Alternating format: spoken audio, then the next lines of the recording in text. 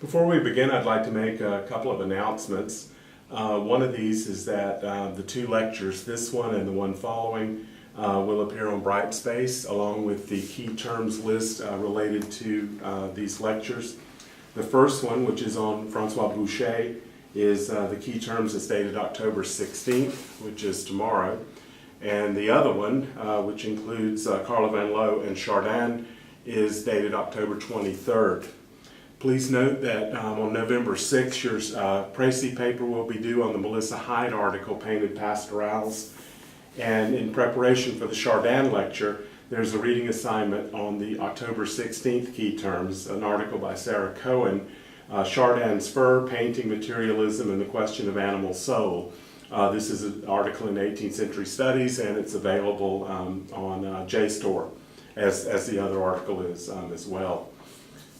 Okay, I'd like to pick up, and you can wipe your slate clean. Everything that you learned before you can conveniently forget. So we're starting over in preparation for the final.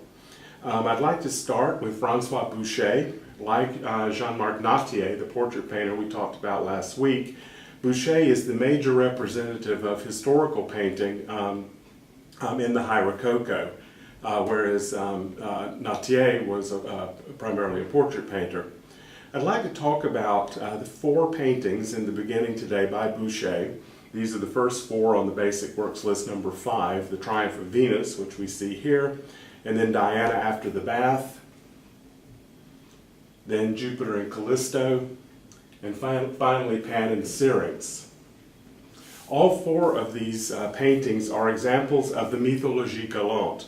We've seen this before. Some of the entries in the concours of 1727 fit into this category, and because of the failure of the concours of 1727 to reestablish grand style didactic history painting, which was one of the goals of that competition, the mythologie galante not only was introduced then to the art-consuming public, but also became a major focus for artists and patrons, especially during the 1740s and 1750s, and Boucher was the leading exponent of it. As I mentioned before, the mythologie galante technically fits into the hierarchy of the genres in the history painting category because it concerns historical subjects, that is, mythological subjects. But the fact that they are treated in such an eroticized and sensual way, the fact that they are essentially decorative pieces with no real didactic function, in other words, we don't learn any moral lessons from them, they're basically to delight the eye and to appeal to the senses, this basically undermined the traditional system that supported history painting in the first place. That is, that it was a didactic form from which we learned lessons in moral virtue or patriotism or love of family and those kinds of values. But the 1740s, all four of the pictures I'm about to show you by Boucher as mythologie galantes date from this decade. The 1740s were really the high point of this kind of Rococo emphasis on the gallant, that is, on sort of amorous activities and a sort of pleasure, pursuit of pleasure in that hedonistic sense that we often associate with the Rococo. The Triumph of Venus from 1740 was originally commissioned by a Swedish patron, and the picture is still today in Stockholm. And it was meant as part of an interior design. We've talked about this with the Rococo before in the Rococo interior. That is, paintings are not the kind of privileged objects that we tend to associate with art museums where they're isolated on walls. They were part of an environment that was designed to unify pieces of furniture, fabric, upholstery, paintings, gilding, mirrors, boiseries, wood frames, rugs, and of course people elegantly dressed in sort of matching outfits, or at least complementary outfits, would inhabit these types of rooms. So the painting itself is simply one piece of the interior decor. This particular work was commissioned to go over a settee that was designed in Paris for a Swedish interior. If you look at the swatch of fabric that you see the cherubs playing with here, it's a rather unusual thing. You would expect something that was monochrome, but here you have pale grays and kind of salmon pinks alternating. That's because the settee over which this was to be placed was upholstered in a fabric very like this, and the patron actually brought a piece of fabric to Boucher's studio because he wanted it to coordinate with the sofa. Now this is sort of an 18th century glorified idea of the starving artist sale at the Ramada Inn, where you can go for $30 and get one of these huge landscapes that matches your couch or your chair, your Naugahyde recliner, or whatever you have in the interior. But the point about this is that this is not conceived as an independent work of art. It was dependent on the environment in which it was to be placed. The dimensions, this is a largish picture, the dimensions were also dictated to the artist because it had to fit in a certain space, in a certain interior place. And if it were too big or too small, it wouldn't harmonize with the rest of the interior. The subject here is also typically Rococo in the empowerment of the female nude. We see Venus here sort of coming in on a type of wave with the cherubs above her with the swatch of fabric. She's being born here.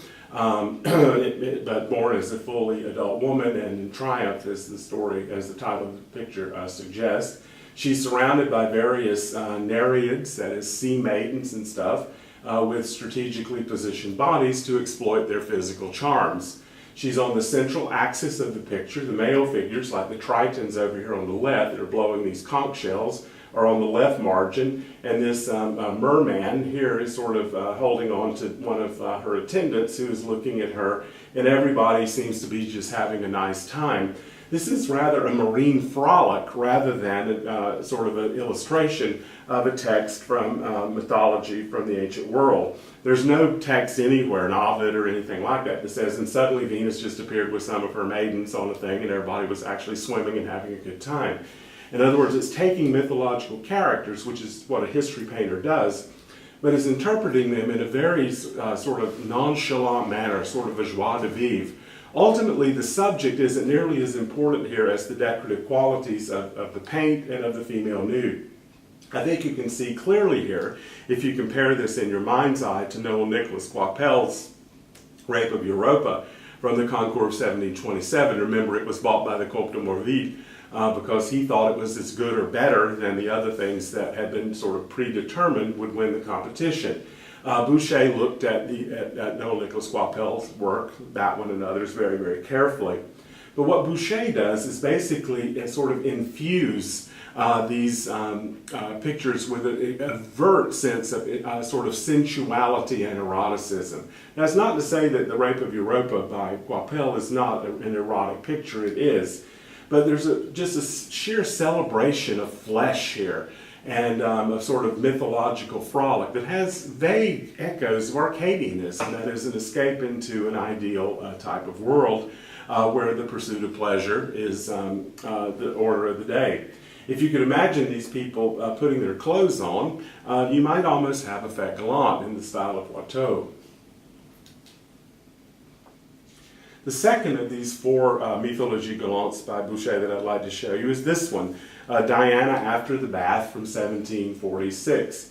This is an actually rather smallish picture, maybe a little bit smaller than the image that you see, or imagine we're in back of the classroom and being projected. I'm not sure how these are going to turn out in terms of size. But anyway, it's not a very large picture. It's a small collector's picture, and would have gone into the cabinet of an amateur, and it would have been scrutinized from the point of view of its facture, that is the paintbrush, the brushwork, color choices, those kind of things.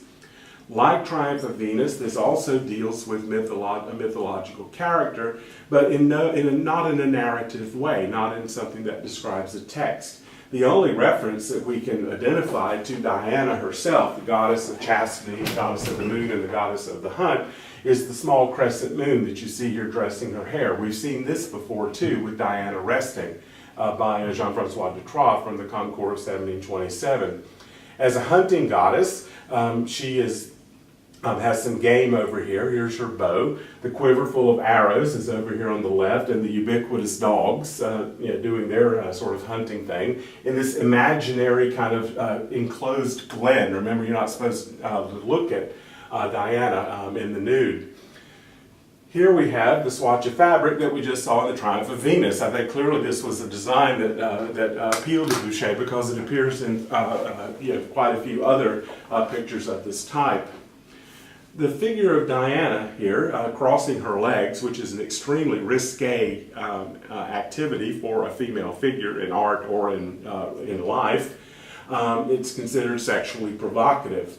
Her attendant here, and there's only one in this particular case, is sort of looking at her foot, and we've talked about before, and we'll continue to talk about foot fetishism as a sign of erotic desire in 18th century upper class society.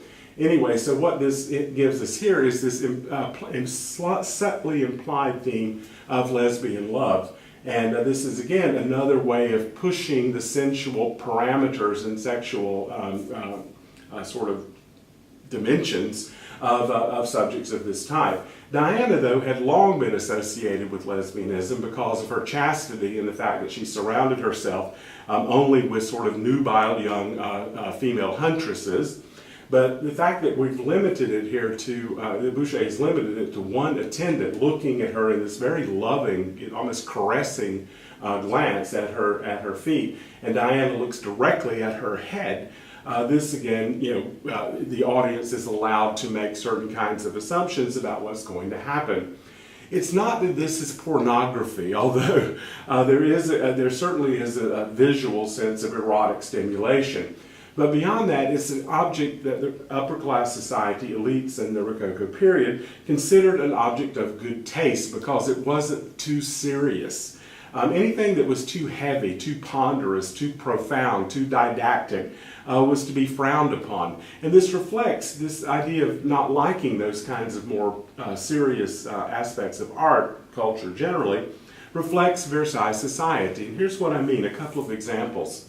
And these are court pictures. I mean, in this case, we don't know the patron, but we often do.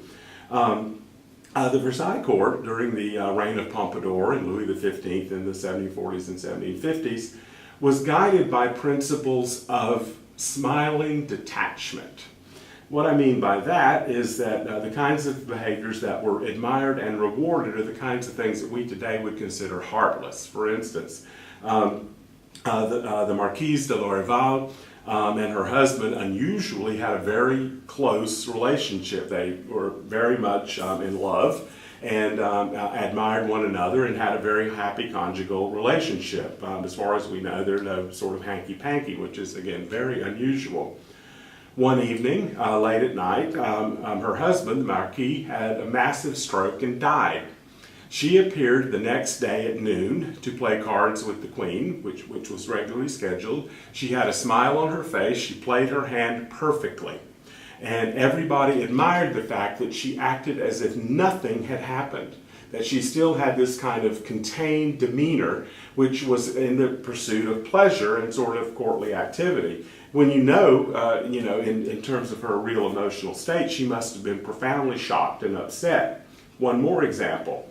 The Duc de Richelieu came home one day and found his wife, the Duchess, in bed with her lover. And he basically said to her, "Madame, it is a good thing that it was I who found you instead of someone else, because that would have been embarrassing." This gives you a sort of a suggestion of what elite aristocratic society at Versailles was like.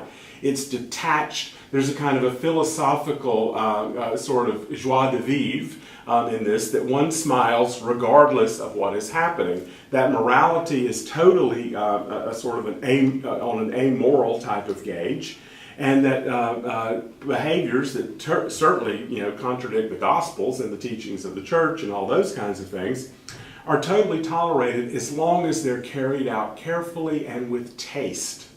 And that is exactly what we're looking at here. Obviously, the theme of lesbian love is something that titillates, but it's done within the boundaries of a mythological subject matter. If you had shown simply two women in this attitude without the mythological referent or whatever, you might have had a very different kind of reaction to the picture. This picture also picks up on the theme of lesbian love, but this one is actually a real mythological narrative, but with a couple of twists. This is Jupiter and Callisto from 1746. It's an even smaller picture than the Diana after the bath that we see here. It's maybe about twice the size of a sheet of 8.5 by 11 paper. So it's a small thing that's supposed to be looked at very closely from a close up. And in other words, one scrutinizes its facture. These are connoisseur pictures. These are private cabinet pictures. These aren't exhibited at the salons. And by the 1740s, we're back having fairly regular salons of the Académie Royale.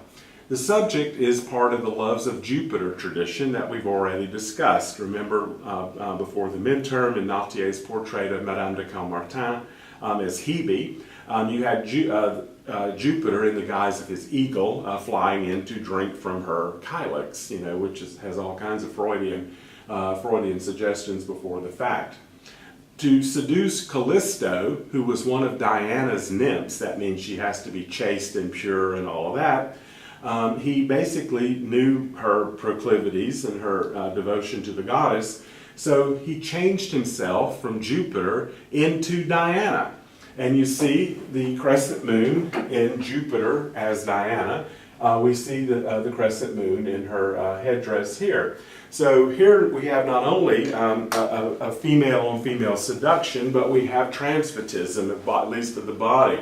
Again, very interesting themes for the Rococo. Jupiter as Diana, she assumes she's being made love to by the goddess. She becomes pregnant, and then other scenes in the story that have been painted really since the Renaissance show the discovery of her pregnancy, the fact that she's been cast out from among the huntresses of Diana and comes to a rather bad end. Here, though, everything is all about the seduction.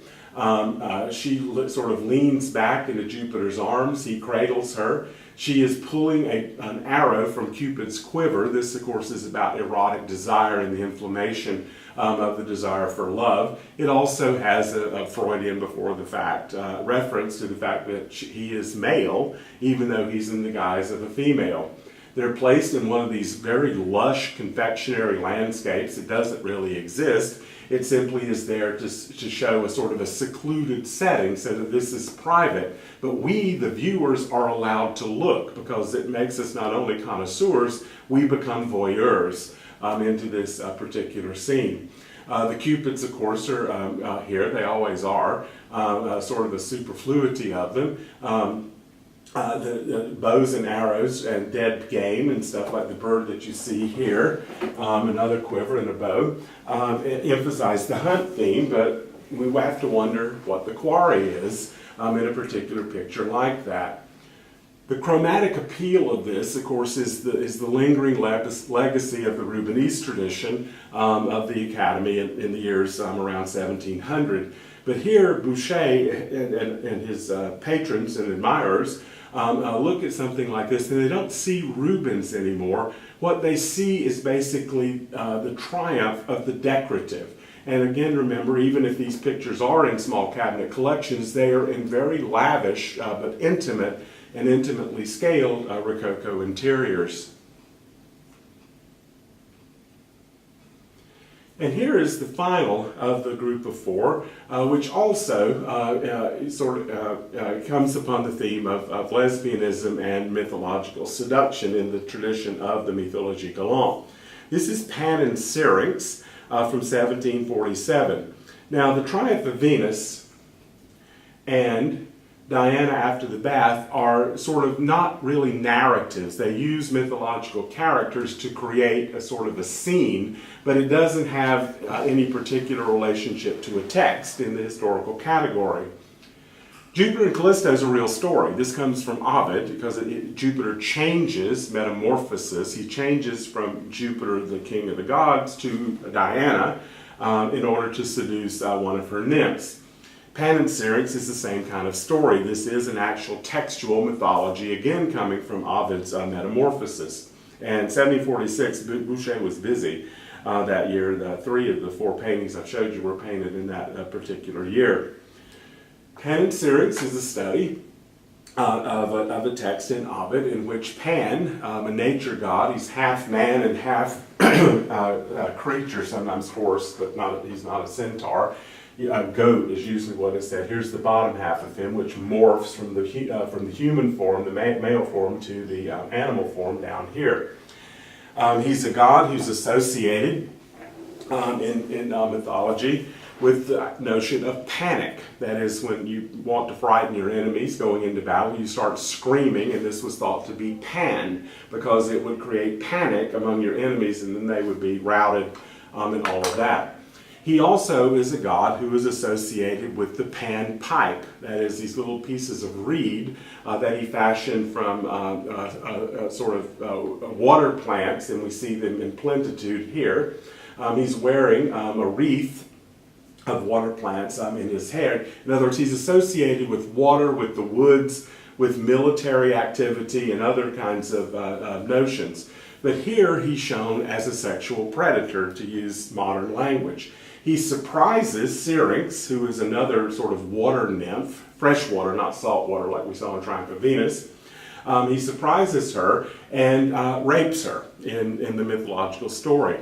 Nowhere, however, in Ovid or any other later commentary on the myth of Pan and Syrinx does it say that Syrinx was having fun with another nymph, another wood nymph here. And that's exactly what Pan is discovering. That is, he's finding her, en flagrant with one of her companions. Cupid here, bringing the arrows of desire and the torch to indicate passion, to inflame the passions. And all of this is sort of leading Pan into the scene. Syrinx reacts by looking at him, but doesn't seem, I must say, particularly alarmed at the prospect of what's going on. Her companion here is turned on her side. This is not necessary at all, except to show the charms of her flesh. The female types seem very confectionery, sort of pudgy, kind of Rubensian sorts of flesh pots that you see here. Look at the feet. They're not drawn properly according to anatomical description, but then again, it's the male figure that requires accuracy and naturalism. The female figure can be distorted in this kind of almost still life fashion to suit the desires of the artist and the sensuosity of the design. So these four pictures, let me go back just one more time to rehearse this. The Triumph of Venus, part of an interior decor. Again, not really a narrative, but dealing with mythological figures. Diana after the bath, a small connoisseur's painting, we assume going into a small collection of these kinds of objects that would have just been displayed in a Rococo interior, but is primarily for the delectation of the few. That is, connoisseurs who look at these things and who appreciate the kinds of, in every sense of the word, the erotic tensions, the sensuality, the decorous design, the sort of beautiful colors and that sort of thing. Here we are dealing with the mythological narrative, but what's really important here is the idea of seduction, and particularly the hints of lesbianism, which also appealed to contemporary elite Rococo audiences. And then finally, the theme of lesbianism in another narrative sequence here with Pan and Syrinx, both of those two stories, the last one and this one, taken from Ovid's Metamorphoses. By the end of the 1740s, a few voices were being raised in protest against this. Some conservatives, or we might now even call them progressives, that is, people looking beyond what the Rococo is, were critiquing not only art, but were critiquing elite culture and elite society generally when they began to attack pictures like this as being frivolous, as sort of undermining the virtues of morality, of Catholic practice and those sorts of things. They saw it increasingly as decadent, and especially they saw it as feminized. The court of Louis XV in the 1740s and the 1750s, again, as I mentioned last time with Nautier, was dominated by Madame de Pompadour, the maîtresse en titre from about 1746 or 47 until 1752. But after the end of her physical relationship with Louis XV in about 1752, there is no indication that her influence at court waned in any particular way at all. She remained the royal friend, and we'll see this acted out in a number of images, a painting by Boucher near the end today, and also in a couple of sculptures that we'll see after we reconvene together on November the 6th. The first voice raised against Boucher and raised against RAISED, raised against the Rococo, was a critic who was a member of the Academy as an amateur. He's an aristocrat, but one who had a much different idea of what historical painters in the Academy should be doing, and he did not approve of the mythologie galante.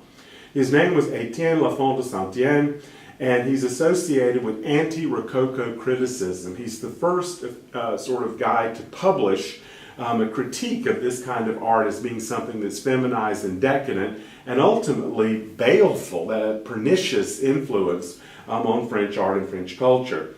You see on the key terms list for October 16th, the French title of his work. It published in 1747. You can remember it by the English title, which I put in parentheses below. Reflections on some of the causes of the present state of painting in France.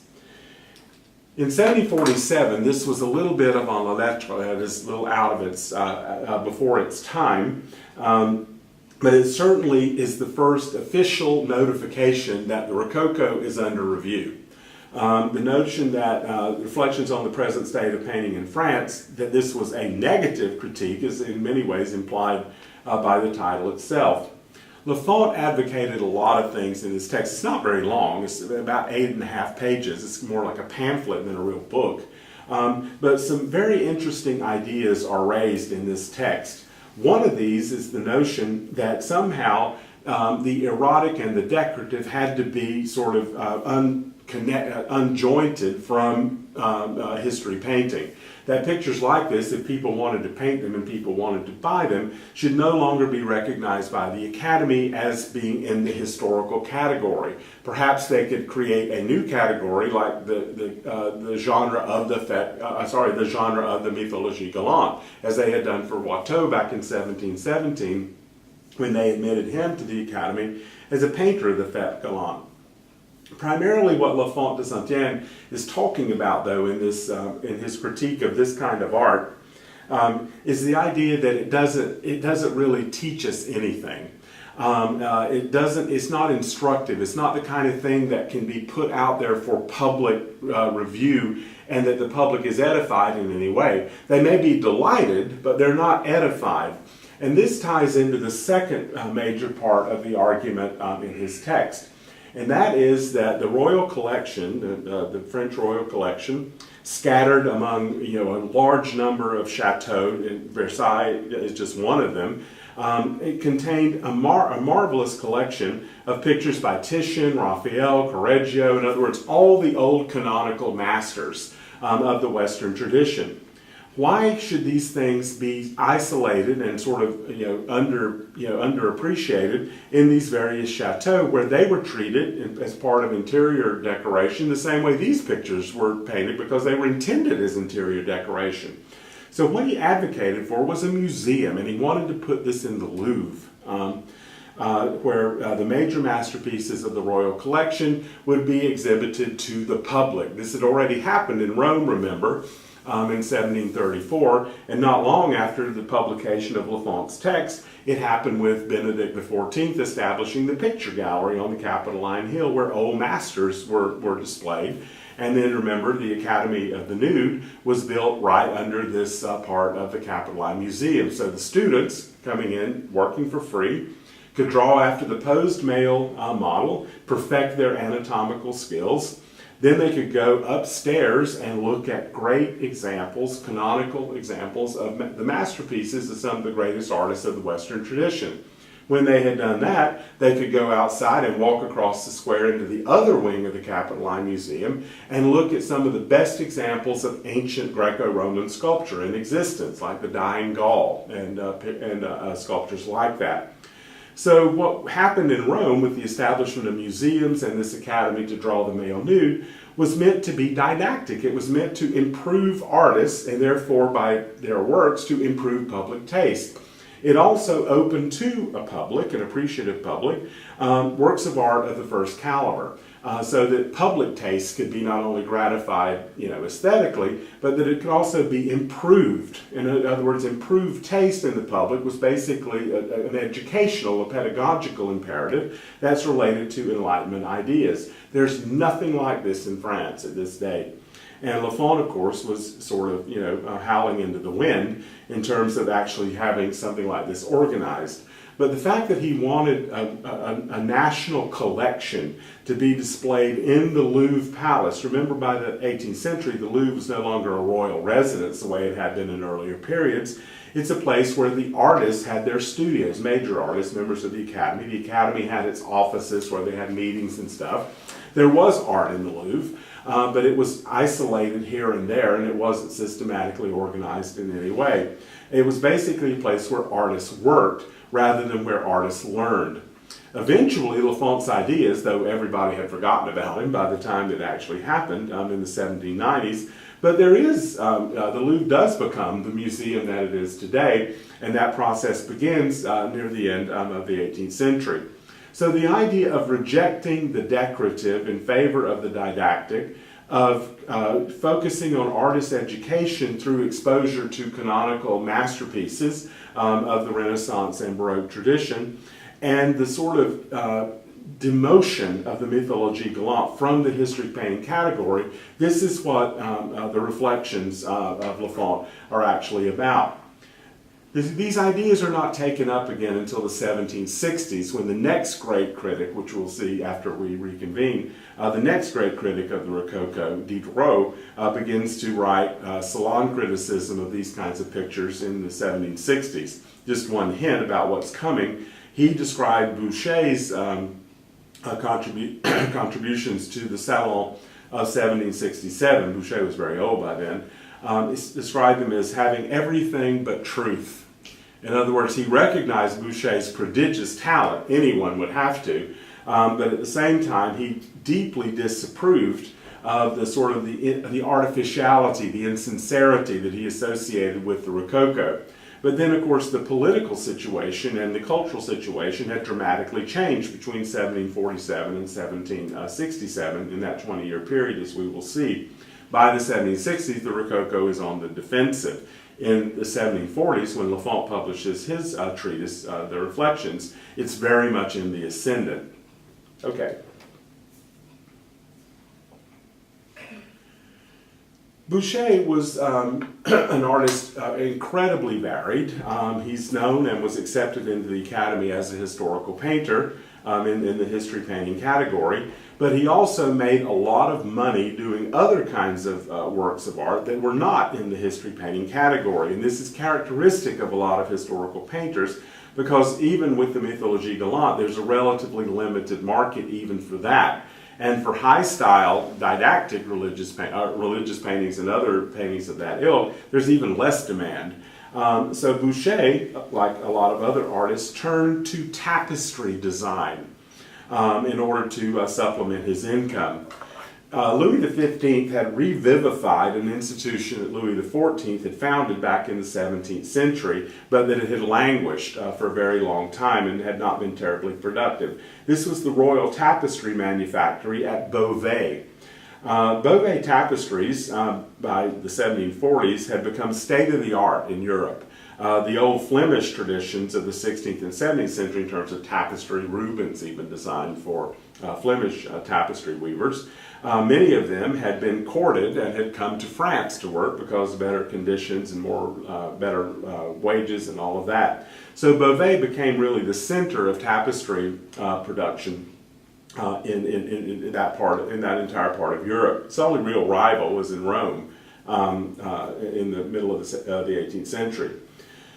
Beauvais is a little town very near Paris, so there was access both from Versailles, which is not far from Paris either, and the city itself, with artists coming back into, designers coming back into. Here is essentially what Boucher would do in this work. This is the Banquet of the Emperor of China from 1742, and this is a tapestry cartoon painted for Beauvais that would then be taken by the weavers there and translated into a work of fiber art, that is a wool dyed with dyed threads and stuff like that, a dyed wool tapestry. Tapestries are enormously expensive compared to a painting. We're so used, because of the modernist idea of Picasso and all that kind of stuff, we're so used to privileging oil on canvas painting. What we don't realize about art and painting in earlier periods is that oil on canvas painting is not a particularly prestigious category, at least in Marxist terms of its social value. A tapestry would cost 10, 20 times even, depending on its scale, what one of the cartoons would actually be worth. It's because they're so labor intensive, and of course wool is a lot more expensive than canvas in order to create the tapestries themselves, and also colors, dyes are more expensive than pigments. So everything about tapestry production speaks to a luxury market. Beauvais was used in many ways, was used by the Crown, it's a royal institution, in order to produce suites of tapestries based on cartoons by leading artists that would then be woven and often presented as diplomatic gifts to foreign rulers. Catherine II in Russia was a major recipient of these things after she became Tsarina in 1762. But Boucher's tapestry here, the Banquet of the Emperor of China, and one other than one that I want to show you, the Chinese fishing scenes, are part of a suite of Chinese-themed tapestries that Boucher made the cartoons for them. And the cartoons, by the way, are scale. They have to be. The tapestry weavers take it from here to here. They simply translate it from oil on canvas into dyed wool and woven in that particular way. These things are often as big as a wall. They're huge. Remember too that you have a lot of castles and chateaus and palaces run by the monarchy and aristocrats and all that. They have a lot of wall space.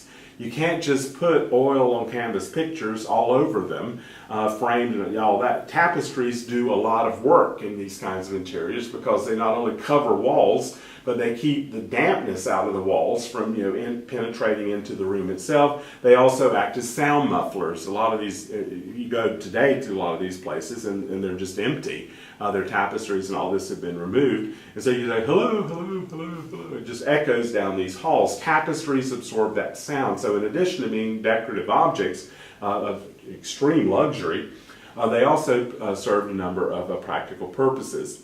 These two scenes, the Banquet of the Emperor of China and Chinese fishing scene, are part of a suite of pictures done as tapestry cartoons for Beauvais by Boucher that are done in a style called chinoiserie. This is on the key terms list under the Beauvais Royal Tapestry Manufactory. Chinoiserie, and please note that it's in italics because this is a French word that's been sort of borrowed here and should remain in its French form. Like fête gallant, chinoiserie is virtually impossible to define. If you have to anglicize it in some meaningful way, you can think of it as Chineseizing. Chinoiserie reflects the absolute mania for things Chinese that dominated the exoticist culture in Europe based on China and East Asia during the 17th and the 18th century. But there's a profound change that happens in the 18th, and I'll talk about that in a moment. Missionary activity, the Jesuits particularly, began to try to evangelize China, to convert China to Christianity. The first Jesuit mission group of missionaries arrived there in 1579.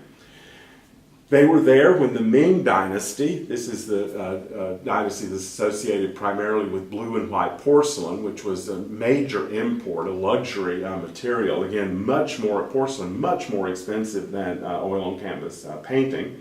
Anyway, the Ming Dynasty, which was a native Chinese dynasty, fell in 1644. The Jesuits were there. They were succeeded by the Manchu dynasty, a foreign dynasty called the Qing, which lasted until 1912, long-lived dynasty. and the Jesuits were there. The Ming and the Qing, of course, it was thought by the Jesuits that if they could convert the emperor, any emperor of these succession of dynasties, that somehow that would mean that all of China, which had 300 million people approximately in 1750, was more populous than all of Europe put together. Anyway, if they could convert the emperor, then the conversion would go down. In other words, if the emperor became Catholic, then the empire, the Qing Ming or then the Qing Empire would become so as well. It didn't quite work out this way, but what the Roman Catholic mission in China that began in 1579 did do was dramatically increase awareness of how Chinese people lived, how Chinese people looked, the difference between a Ming Chinese person and then a Manchu Qing person, because they don't look exactly the same, what their clothing looked like, how they lived, their court ceremonials, their religious beliefs. Tons of literature penned in China by Jesuit missionaries flooded back into Europe and created a kind of a China mania, a cinemania as it's called. This created a desire in Europe for even more. So a number of European artists in all media, this goes from like silver teapots all the way to tapestry design and everything in between, began to create their own images of their imagined image of China. And this is what chinoiserie is. It's produced in the West, and it's for a Western audience, but it is inspired by Chinese themes. Chinese objects and Chinese social practices and things like that. But again, filtered through a very, very thick European lens.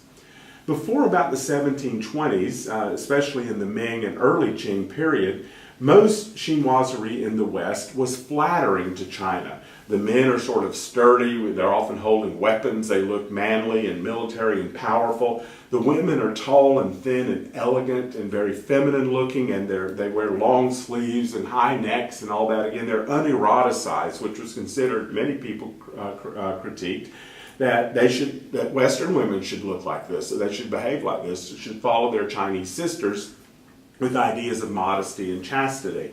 The general view of China until the 1720s, 1730s was highly positive. One of the things that they admired about Ming and Qing China is the fact that they had no hereditary aristocracy. Aristocracy was a meritocracy. You took exams in order to get into government positions. Only the emperor and the immediate imperial family had any kind of dynastic claim on the empire at all. This was seen as completely different from aristocratic privilege, tax exemptions of the dynastic aristocratic system in Western Europe. And there are a lot of other things where China was compared very favorably to European practices. This all changed in the 1720s when the emperor got tired of the Jesuits and the Franciscans and the Augustinians and the Benedictines and these other orders fighting with one another all the time over doctrinal issues that to the emperor seemed trivial and sort of stupid. So he forbade evangelization. He sent over half of them home, and the ones he kept at court were ones who were scientifically inclined, astronomers and cartographers, people who could be useful in terms of their knowledge.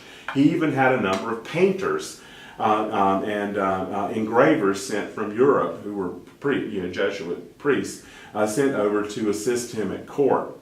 This rejection of Catholicism, this rejection of evangelization, turning the Jesuit mission into basically a department of the imperial court in Beijing, absolutely, it tremendously disappointed Europeans who the Jesuits had kept telling in their publications, they're just about to convert, they're just about to convert, they're just about to convert. And then when it not only had not happened, but then it became clear it would never happen, in a very short period of time, the European view of China changed radically. Chinese became decadent, their men became feminized. In other words, some of the same critique that was leveled at the gender problems at the court of Louis XV, or perceived problems at the court of Louis XV, were leveled against the Chinese. They were basically effeminized, and their social rank system was basically destroyed in European chinoiserie. And that's what we see in this tapestry cartoon of the Banquet of the Emperor of China. This violates a whole body of knowledge that people in the West knew of, including Boucher, knew about China. They knew that basically an emperor would never have tea with an empress. It just, women did not sit, even elite women did not sit in the presence of an emperor, at least in public. Look at how the empress here is on the central axis of the painting. The empress sort of shoved off over here to the left. Look at how flimsy everything looks. The tent over here on the right, the sort of that little ridiculous looking sunshade here that wouldn't stop a drop of rain or a ray of sun if his life depended on it, and the merest gust of wind would blow the whole thing over and disrupt the entire tea service. The people in the foreground seem to be completely unaware and indifferent to the fact that the emperor is in their presence. People knew in China that the emperor was the focus of all eyes, and at his immediate appearance, everyone got on their knees and started knocking their heads to the ground. In other words, not only is his rank here, but his gender superiority is basically nullified in this new, much more negative view of China. So China became this sort of ephemeral, decadent place, mired in time, mired in traditional practices, and completely impervious to scientific advancement, to advances in trade. So a picture like this, that on its surface looks like just a sort of a Rococo whimsical thing, and this is how it had been interpreted actually for the last 250 years, only recently that old assumption has been challenged, here is given a new context when one considers changing European attitudes towards how what the Chinese were doing and how they were behaving.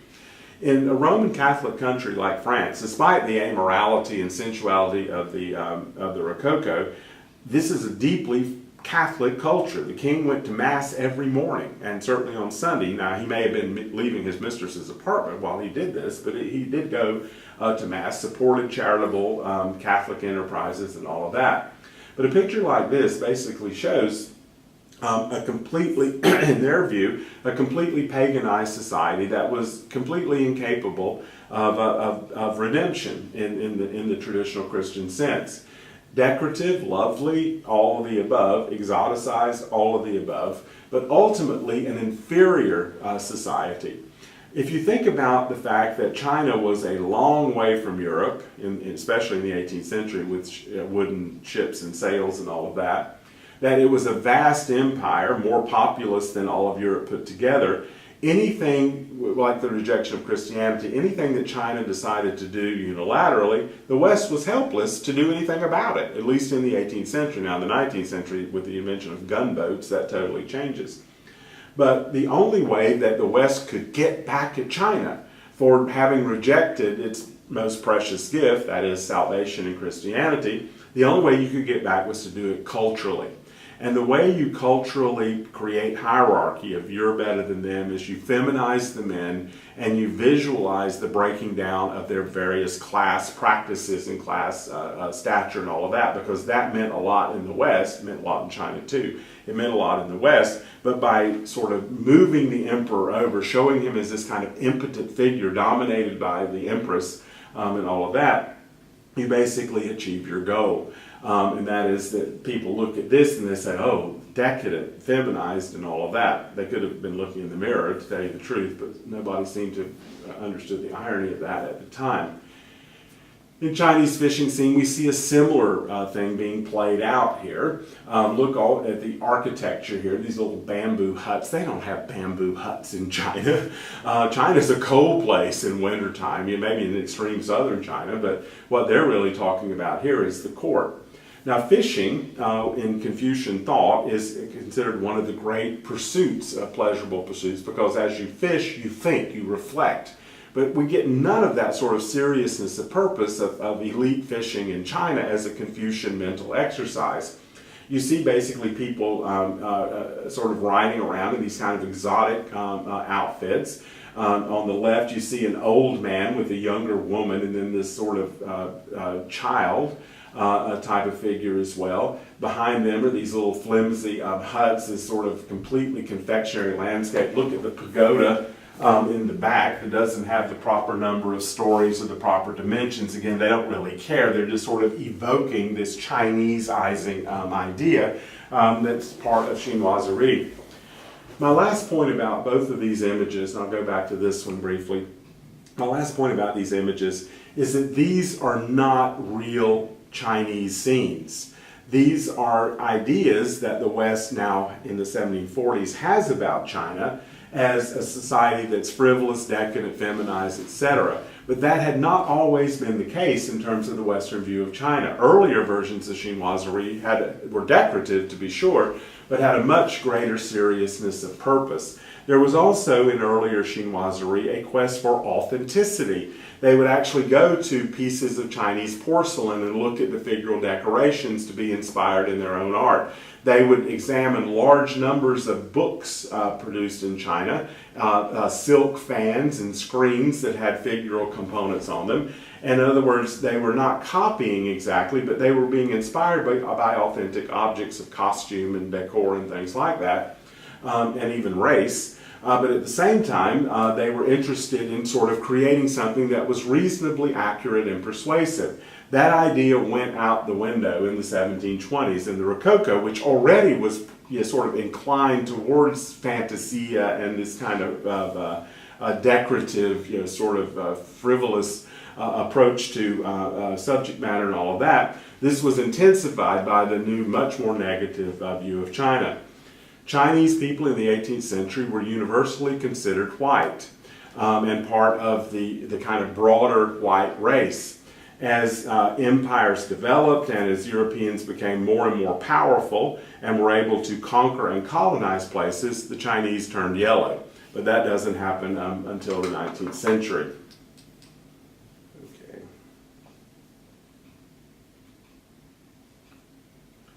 I'd like to now talk about another category in which Boucher worked, excuse me, that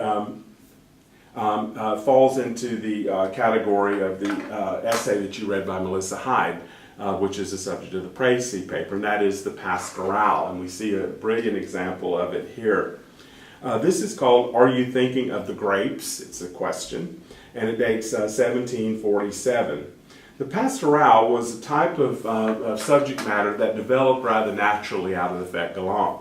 The difference between a picture like this, though, and something like Lancret's Fastening the Skate or The Taste of Chocolate, is that in the pastoral there's a highly eroticized emphasis. Remember in Fastening the Skate, there's a little bit of erotic frisson between the lover, the male lover, who sort of is fastening the female skate as she's looking down at him.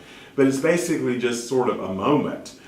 Here, the whole point of this, "Are You Thinking of the Grapes?" and that's Boucher's title, by the way, has all sorts of sexual innuendo that's much more direct.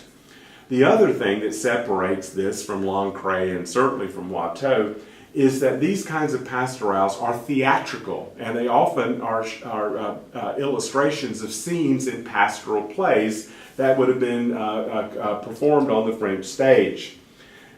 One of, Boucher's one of his major collaborators in the theatrical form of the pastoral is Pierre Carlet de Marivaux. Marivaux is discussed extensively in the Hyde reading, so I'm not going to spend too much time on him, except to say that he was the leading sort of playwright for pastoral performances. Some of the titles of his paintings was of his plays were things like "Love Among the Shepherds," the Wager of Love, these kinds of things, "Life and Love in the Country." These are the sorts of plays that were deeply popular, and Marivaux, as a major poet and writer, supplied the need for them. These kinds of plays were part of official high culture in mid-18th century France. They would have been performed at the Comédie Française, and despite the fact that Comédie is part of the title of it, this is basically the main state theater. Tragedies would have been performed there as well. But the Comédie Française is the official royally sponsored state institution in Paris, now not Versailles, where these kinds of plays would be performed. One of the crucial elements in the pastoral and one of its major forms of critique, Lafont hated these kinds of things, and Diderot in the 1760s, the one who said that Boucher had everything but truth, absolutely detested them and saw them as a prostitution of Boucher's talent. But this particular one, Are You Thinking of the Grapes, is a sort of a slightly modified scene from a play. Boucher designed the sets for some of Marivaux's productions at the Comédie Française, so he's intimately connected to theatrical culture in terms of its visuality. And again, he was a very good friend of Marivaux in addition. The theater, in terms of figural presence, denotes the need for makeup, because you have to have, we still do this, because you have people looking at you through filtered light, candlelight in this case, from a distance. In order to make your features stand out, makeup comes into play, and this is done for both men and women, as it is even today. Sometimes you're quite startled when you look at a photo of some celebrity or see them on TV without their theatrical makeup, and they look like 20 years older and much, much uglier than they do when they're on the big screen and all of that. Are You Thinking of the Grapes? The figures are in not real peasant or shepherd and shepherdess outfits, but the pastoral is basically a theatrical invention, so they're wearing stage clothes. They are barefoot, which is, peasants are supposed to be barefoot, but there the resemblance ends. These are silks and satins, just the kind of fabric that a peasant would never wear, never be able to afford. There are ribbons in his hair, there are ribbons in her hair. Both of them are wearing makeup. Look at how the female figure is in the superior attitude. This is Rococo. It's the empowerment of women. They are the agents of, particularly in eroticized pictures, they're the agents of control. They are the ones who decide. The male is a suppliant. He's sort of, as you can see, he's sort of pointing at what he wants, but she's reaching out and about to put a grape in his mouth. Are you thinking of the grapes then as an interrogative is basically a form of wit. That's not what he's thinking about at all. He's thinking about something much, sort of more pleasurable than just simply, chomping down on a grape. But when you consider the fact that the grape is what makes wine, the wine of love, you can see how there's a sort of polysemous view of all these things interconnected with one another, love and other types of objects. Look at how on her side of the composition, they can't get this little Bo Peep shepherd business out of their minds. You see ewes, female sheep, over here on her side, and on this side you see goats, male. Are they sheep? I don't know. But anyway, it's male and female, so even the animals are gendered in this particular way. 18th century society, as I mentioned in high society, I've mentioned on a couple of occasions, actually viewed the peasantry as sort of one short step above livestock. And this was good and bad. It basically formed the bottom of the pyramid of the social hierarchy. Peasants were necessary, even if they were sort of rough and, sometimes rioted and burned things down and all of that. But at the same time, peasants were admired because they were considered to be more natural. The artificiality of court society at Versailles, elite society in Paris, and all of that was critiqued through the peasantry, because the peasantry don't wear shoes, and they make love when they want to, they eat when they want to. The whole idea that all they do is tend sheep or occasionally maybe go pick a mushroom or an apple or something, this is all that kept them alive. In point of fact, pictures like this in theatrical plays like Marivaux's productions at the Comédie Française are a type of cultural anesthesia, made for representing perhaps a lower level of society, but certainly intended in terms of consumption and observation for elite members of society. I don't think anybody was fooled that this is how peasants actually lived, but at the same time, you're dealing with peasants who were admired because they're more natural, but at the same time, you can ignore, these incredibly high infant mortality rates, famines, floods, plagues, the fact that peasants didn't really dress this way or look this way. The last thing, and I won't dwell on this because Hyde talks about this at length, when she's talking about confounding gender identities. The fact that the female and the male figure aren't really very differentiated. Their costumes are colorful, made out of the same kinds of materials. As I mentioned, they're coiffed beautifully with ribbons in their hair and all of that. This idea of sort of bringing gender close, males and females in terms of their visualization closer together, rather than the traditional sense of separation in terms of how you were made up or how you were dressed and all of that.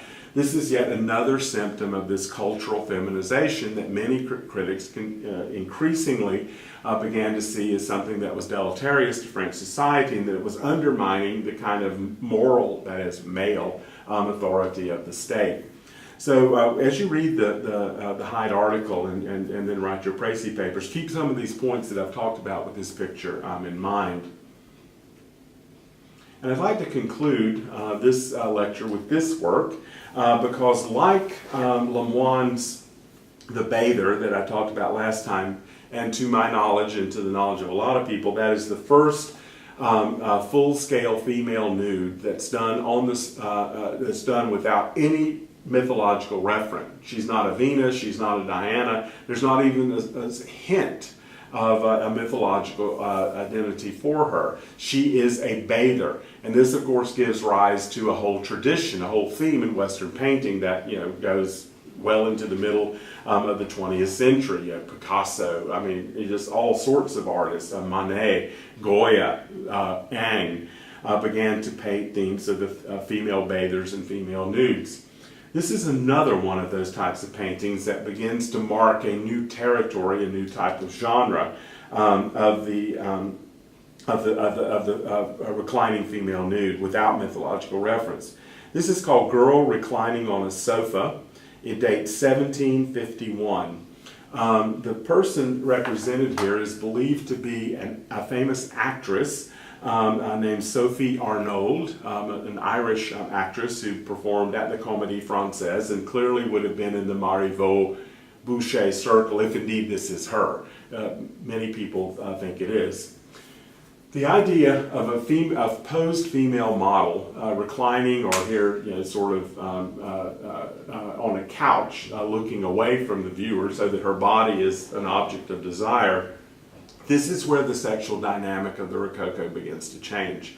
I've been talking about women as agents, sort of having control over their own activities, their own eroticism, and all of that. In other words, that they are the deciders. A picture like this, though, introduces a new element to that will be very important in the 19th and in the 20th centuries. And this, I would argue, is definitely the exploitation of the female body for the male gaze. That is, as she is an object of erotic desire.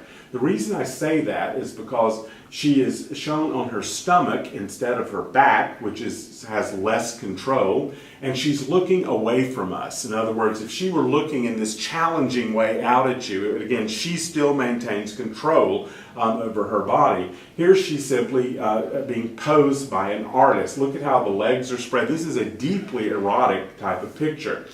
This lush settee with the beautiful upholstery, this kind of large swatches of fabric that we're not quite sure whether it's a curtain or a drape or whatever it is. The little peonies here that are on the floor. Again, this is a flower of female, suggestive female desire, and all of that.